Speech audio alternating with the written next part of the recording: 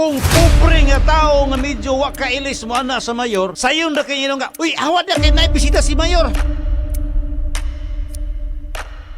Pero kung medyo kagalang-galang na tao, maayo kay sir, diri sa ka sir, diri sa ka sir. Kundi yan di kay ikaw nga empleyado ha, hawa diha, dili ka ngayan na naimuhang posisyon nimo.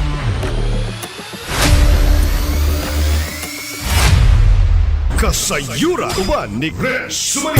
Labi na sa mga opisina nga naas pang gobyerno, ipakita po ninyo nga inana ka gwapa ang inyong pagtimbaya ngadto sa katawan. Na ako isa ka na nakita nako bay. Personal nakita nako sa mga mata og nadunggan pud nako ang iyang pulong nga ay dutong sa unti ka pagtawag ha empleyado ka nakasbuatan sa mayor.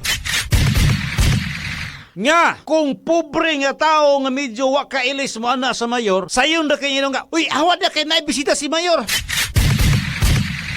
Pero kung medyo kagalang-galang na tao, maayo kay sir, diri sa ka sir, diri sa ka sir.